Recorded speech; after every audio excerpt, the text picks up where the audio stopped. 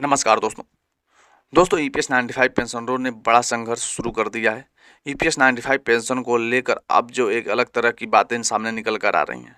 अगर आप लोगों ने देखा होगा कि इस समय लोगों का आक्रोश भरा पड़ा है। बहुत सारे लोगों का कमेंट आया था। इस बार 90% लोग ऐसे हैं जो ये सरकार को बिल्कुल वोट देने वाले नहीं हैं बिहार चुनाव में। अब बिहार चुनाव में जो है इस सरकार को बहुत बड़ा जो नुकसान होने जा रहा है। इसमें सबसे बड़ी मैं आज बात बोल देता हूँ कि ये हमारे बुजुर्ग ही हैं जो इस बार सरकार को नंगा करेंगे। क्यों नंगा करेंगे? कि अगर सरकार ने अभी तक हमारी इनकी बात नहीं सुनी, इन बुजुर्गों को तरफ नहीं देखा, तो ये बुजुर्ग भी क्या करें? इन बुजुर्गों को भी तो चोट देना होगा, क्योंकि आपने देखा, आपने हरियाणा का चुनाव देखा, यूपी का चुनाव देखा, दिल्ली का चुनाव देखा, महाराष्ट्र का चुनाव देखा।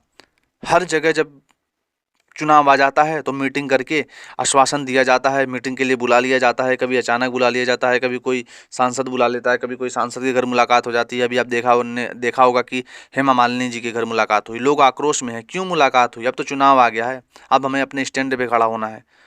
अगर पेंशन बढ़ोतरी इन 4 दिनों में नहीं होती है तो ईपीएस 95 पेंशनर को अपना स्टैंड लेने की ज़रूरत है। कुछ दिन पहले कांवर राव साहब ने बड़ा जो है आंदोलन छेड़ा था, बड़ा आंदोलन होने भी वाला था, आप लोगों को भी पता है, उस ठंड का मौसम था। लेकिन फिर उसके बाद जो है मनसुख मांडविया जी का आश्वासन मिला और ये सब बंद हो गया। उसके बाद धीरे धीरे आप देखोगे 8 से 9 महीने बीत गए, लेकिन कहीं पे भी ज़मीनी स्तर पे ईपीएस 95 पेंशन को लेकर कहीं पे भी कोई चीज़ दिखाई नहीं दे रही है। तो क्या हमारे ईपीएस 95 पेंशनरों को अपने हक के लिए नहीं लड़ना चाहिए? 90% लोग ऐसे हैं जो अब इस सरकार को सपोर्ट करने वाले नहीं है, क्योंकि सरकार ने बहुत मनमानी कर ली यार। 5 साल मोदी जी को खुद मुंह से बोला हुआ गया कि अगर बुजुर्गों का हक मिलना चाहिए। कमांडर शुक्ला उस साहब का वक्तव्य है कि मोदी जी ने खुद बोला था कि बुजुर्गों का हक मिलना चाहिए, ये आप लोगों का हक है, आप लोगों का हक नहीं मारा जाना चाहिए। और आप लोगों का काम होगा, फाइलें बदलने में समय लगती है, कौन सी फाइल है, किस प्रकार से बदल रही भाई?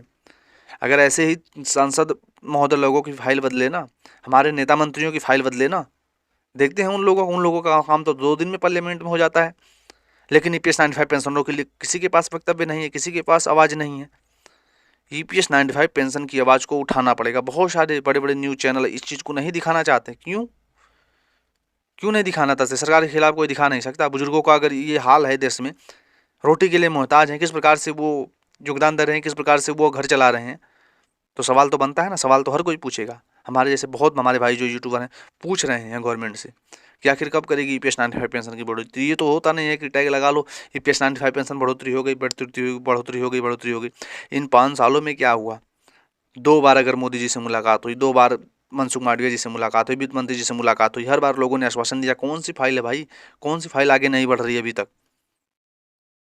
2025 में बहुत सारी रिपोर्टें निकल कर आई थी, मूल्यांकन होगा 2025 ऐसे देखा जाओ। 26 में फिर चुनाव, 27 में चुनाव, 27 चुनाव के बाद आप लोगों का काम कर देंगे। इस प्रकार से बुजुर्गों को लटका के रखो। उसमें से कितने सारे बुजुर्ग जो हमारे बीच नहीं है, हर एक मीटिंग में जितने बुजुर्ग इकट्ठा होते हैं उसमें ऐसा, बहुत सारी मीटिंगों में ऐसा होता है कि बहुत सारे बुजुर्ग जो उस समय में साथ इकट्ठा हुए होते हैं, उनमें से बहुत सारे लोग इस दुनिया में नहीं होते हैं। इसका जवाबदेही कौन तय करेगा? सरकार या उनकी विधवाएं? जितनी हमारी ईपीएस 95 पेंशनरों के बीवी बच्चों का जो बुरा हाल है ना, क्यों हाल है? क्योंकि जवानी में तो हमारे जैसे लोग जो है जवानी में पैसे खर्चे कर देते हैं कि बुढ़ापे में पेंशन मिलेगी, बाल बच्चों का गुजारा और सब देख लेंगे। लेकिन बुढ़ापा जब 60 साल के बाद बुढ़ापा आता है, तब 1,000 रुपये की पेंशन, 1,200 रुपये की पेंशन दी जाती है। तो दोनों साथियों का क्या होगा? बुजुर्गों का क्या होगा?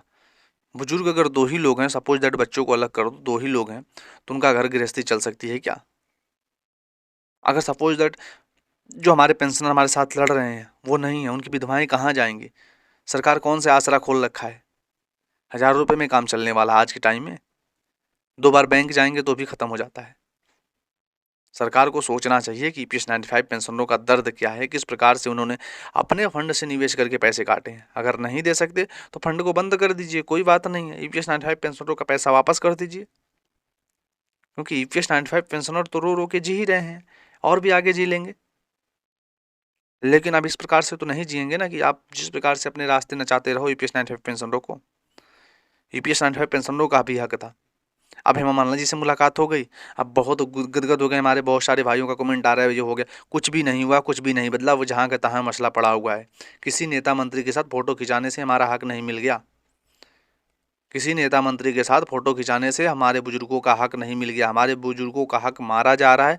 ये सभी लोगों को समझना होगा और EPS 95 पेंशनरों को अब इस चुनाव में ताकत दिखाने की ज़रूरत है। मैं नहीं कहता किसी को सपोज दैट आप किसी पार्टी को सपोर्ट करो,